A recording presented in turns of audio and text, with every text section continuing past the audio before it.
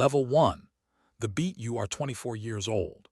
You are sitting at a crowded, slightly sticky desk in the newsroom of a mid-sized daily newspaper in the American Midwest.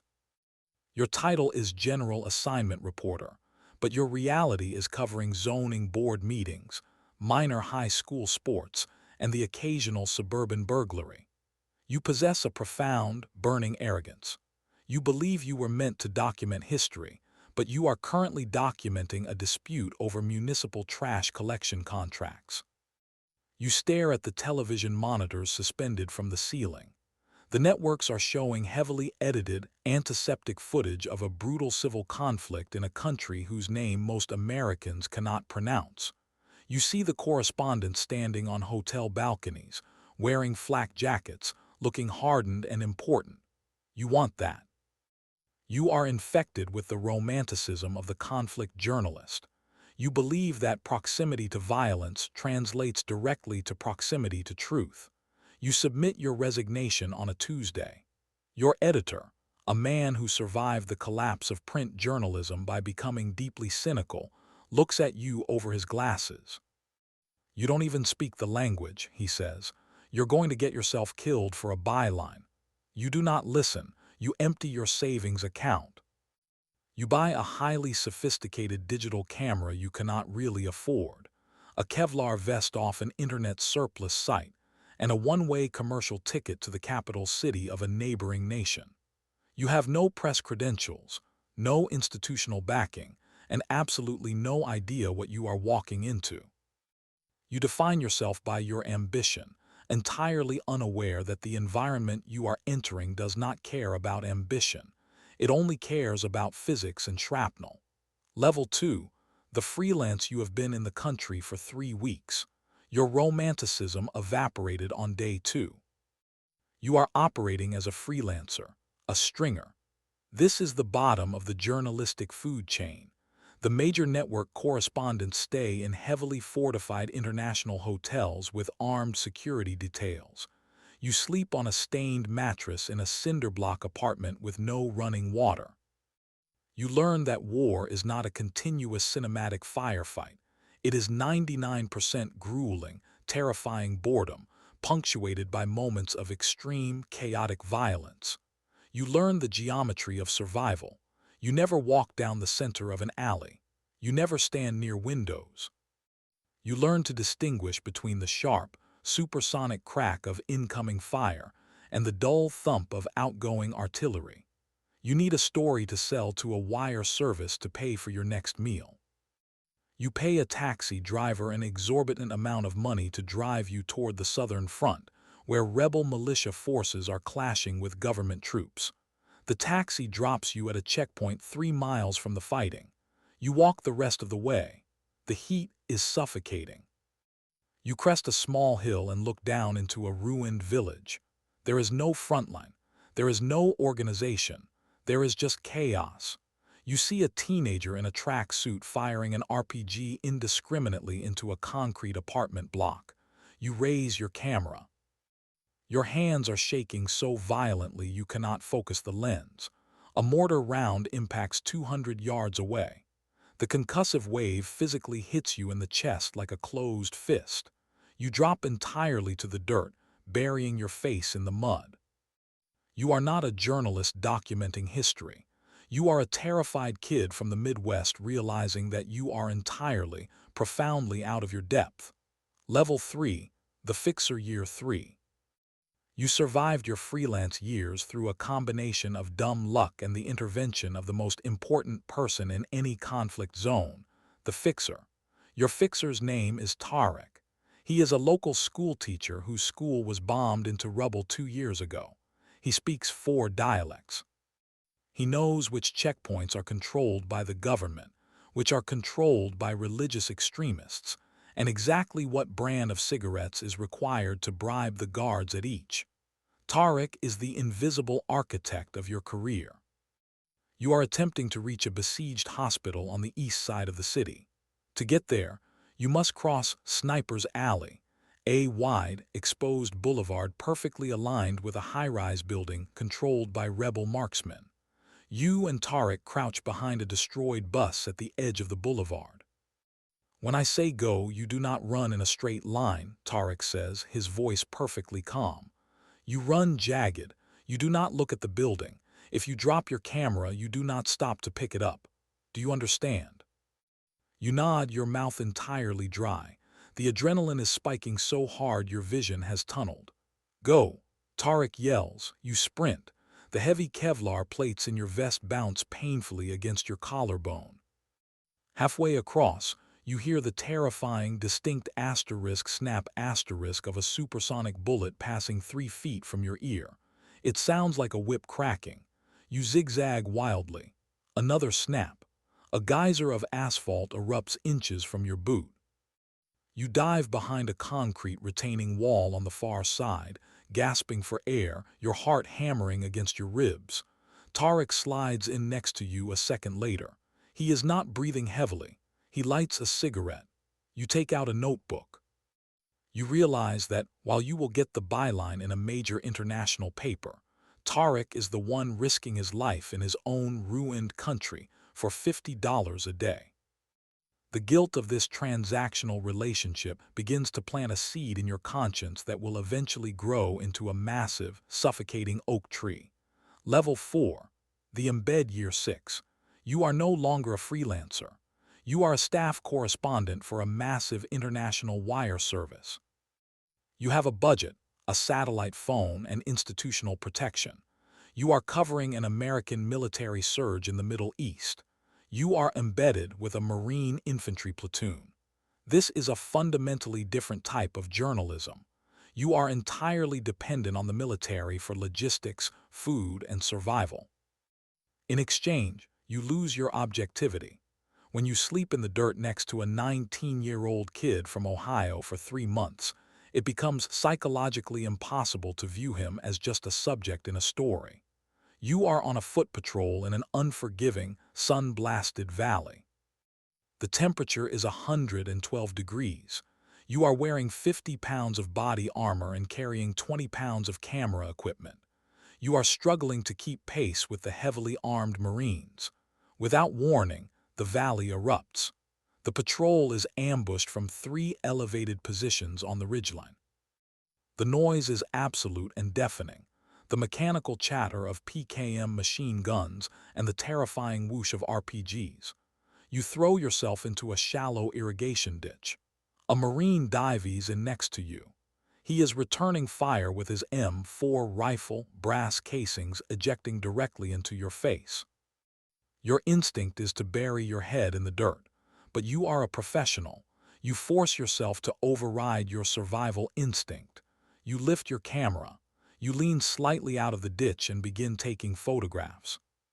You capture the dust, the muzzle flashes, the terror in the eyes of a squad leader screaming into his radio. A mortar impacts 50 yards away. The blast throws a shower of razor-sharp rock fragments across the ditch. The Marine next to you suddenly stops firing. He slumps backward against the dirt wall. You drop the camera. You grab him. He has taken a piece of shrapnel to the neck. You press your hands desperately against the wound, trying to stop the catastrophic arterial bleeding. Your camera, the tool you worshipped, sits useless in the mud. You hold pressure until the medic arrives, your hands covered entirely in blood. When the firefight ends and the medevac helicopter arrives, you realize the absolute futility of your camera against the brutal mechanics of violent death. Level 5, the Siege Year 8. You are in Eastern Europe. The romanticism is entirely dead. You are a hardened conflict journalist. You have covered 4 different wars across 2 continents. You are trapped in a city under brutal, medieval-style siege by a vastly superior conventional military force. There is no power, no running water, no cell service. The city is being systematically leveled by heavy artillery in indiscriminate grid squares.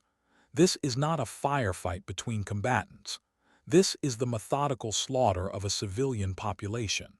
You are living in the basement of a hospital.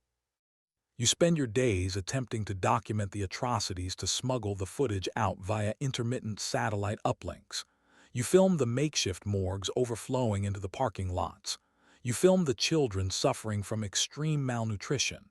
You film the surgical teams operating without anesthesia. You are starving. You have lost 20 pounds in 2 months. Your hair is falling out from the extreme, sustained cortisol exposure.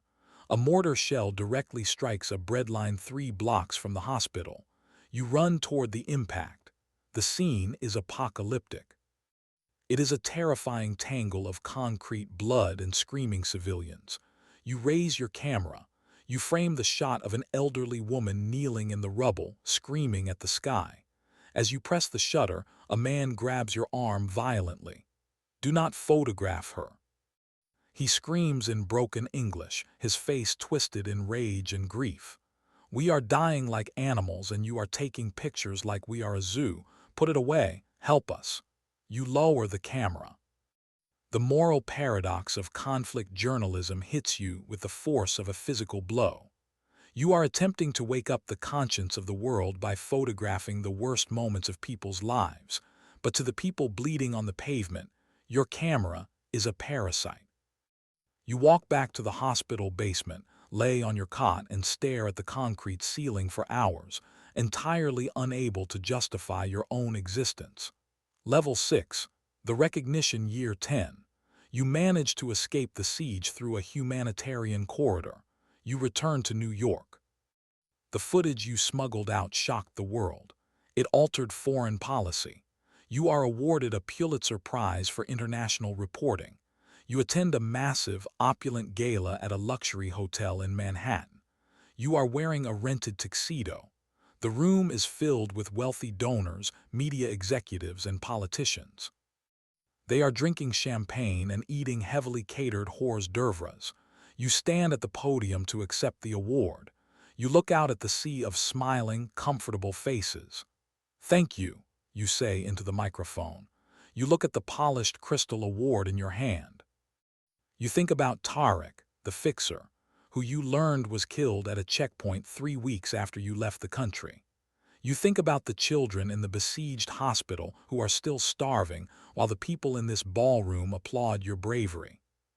You feel an overwhelming, suffocating wave of disgust. You are being celebrated for documenting extreme human suffering. Your career has advanced in direct proportion to the amount of misery you have witnessed. You walk off the stage. You go to the open bar. You order a double scotch. You drink it in one swallow. You order another. You realize that returning to normal life is impossible. The high society conversation around you sounds like meaningless noise. When someone drops a tray of glasses on the marble floor, the sharp crash causes you to instinctively flinch and drop your center of gravity, highly anticipating incoming fire. People look at you strangely. You excuse yourself, go up to your luxury hotel room and drink until you pass out. The trauma is not just a memory, it is woven directly into your neurobiology. Level 7, the Bureau Chief Year 15. You cannot physically go back into the field. You suffered a severe, debilitating knee injury during a chaotic evacuation from a collapsing capital city 3 years ago. You use a cane. The wire service promotes you to Bureau Chief of the Middle East Desk, based in London. You are now the editor. You sit in a climate-controlled office equipped with massive arrays of televisions and high-speed communications gear. The transition from field correspondent to manager is excruciating. You are no longer the one taking the risks. You are the one deciding who takes the risks. You are managing a roster of young, incredibly arrogant, highly ambitious freelancers, people exactly like you were 20 years ago. They pitch you stories from incredibly dangerous, volatile regions. They want the frontline byline. You are looking at a pitch from a 25-year-old stringer who wants to cross the border into a territory currently controlled by a notoriously brutal terrorist organization. It is a massive story. If she gets the interviews, it will win awards. You remember the exact geography of that border. You remember the checkpoints. You calculate the risk. The story isn't worth the risk, you tell her over an encrypted video call. They are actively kidnapping journalists for ransom and propaganda executions in that sector. Do not cross the border. You would have crossed it, she shoots back, her eyes full of defiance. You crossed Sniper's Alley, you documented the siege. She is right. You would have crossed it, but you now possess the horrific wisdom of survivorship bias. That was luck, you say softly. Luck is not a strategy. The story is killed, do not cross. She cuts the video feed abruptly. You sit at your massive desk, rubbing your ruined knee. You know exactly what she is going to do. She is going to hire a local fixer and cross anyway. You spend the next 48 hours staring at your phone, terrified to receive the call from a regional embassy confirming that your reporter has disappeared. You realize that sending someone into the dark is vastly more terrifying than going into the dark yourself. Level 8, the blackout year 18. The call finally comes, but not for the young freelancer. You dispatched a veteran correspondent, one of your closest friends, a man who stood next to you in the ditch during the Marine ambush a decade ago, to cover an emerging civil conflict in North Africa. He was traveling in a marked press vehicle with an armor package. It is 3:00 a.m. in London. The phone rings on your bedside table. It is the State Department, an IED, an incredibly massive military-grade improvised explosive device, detonated directly beneath the press vehicle. It was a targeted assassination. Your friend was vaporized. The local fixer and the driver were killed instantly. You hang up the phone, you do not cry. You are completely emotionally hollowed out. You walk into the kitchen, open a fresh bottle of vodka and begin drinking. You must write the obituary. You must draft the organizational press release condemning the violence. You must call his widow, a woman who has attended your Thanksgiving dinners for 15 years, and explain that the father of her children died to get a quote from a warlord that no one reading the newspaper will remember the next week. You execute the administrative duties with absolute, machine-like precision.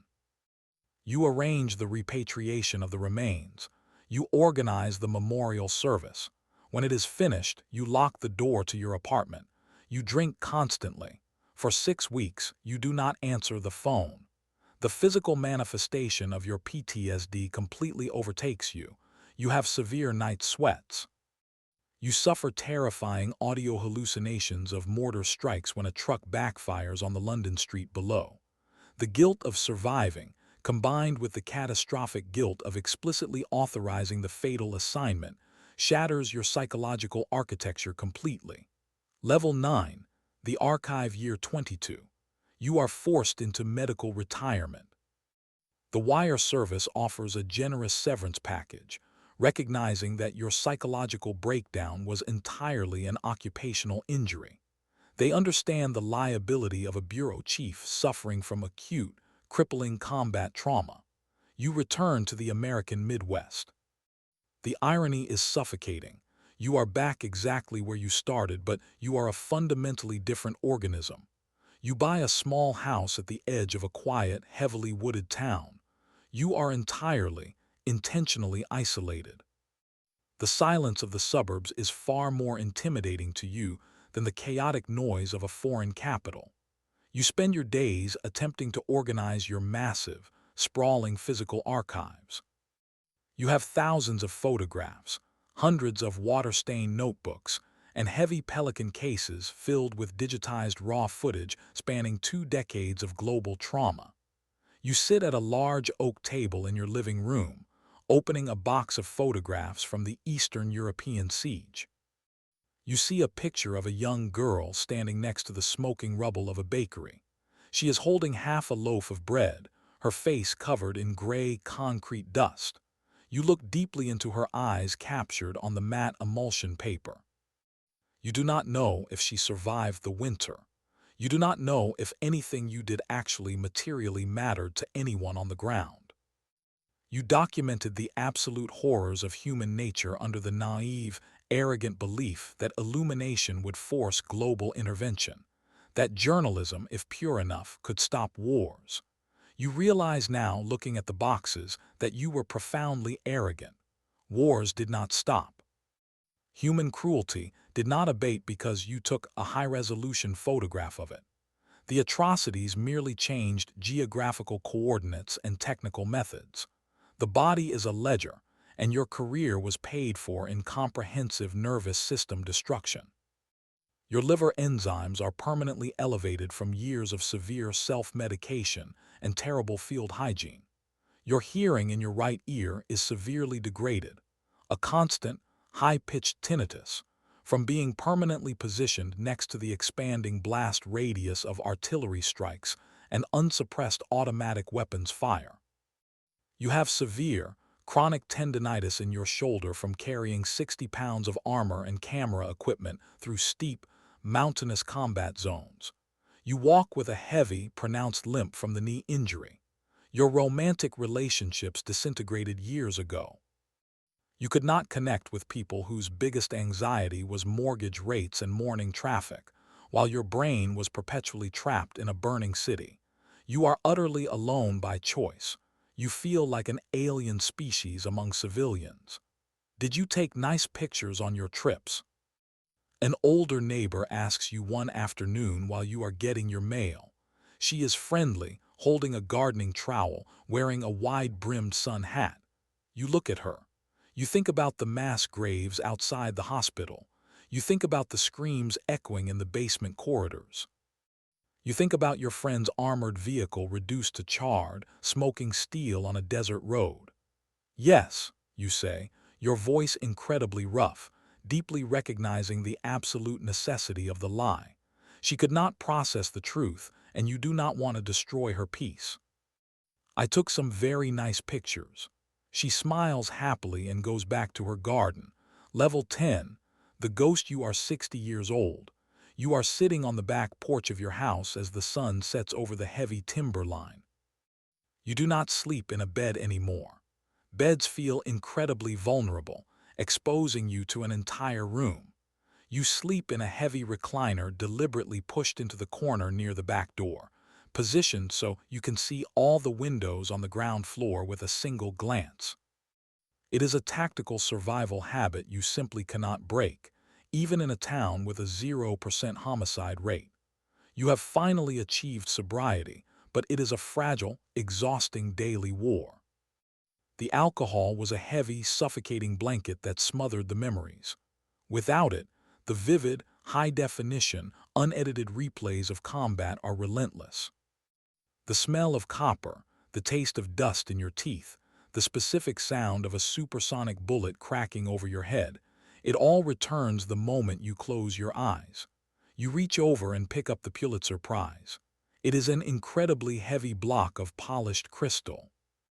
It sits on a dusty bookshelf next to a jagged, shrapnel-scarred piece of an RPG shell you pulled out of a mud wall and kept as a morbid, terrifying souvenir.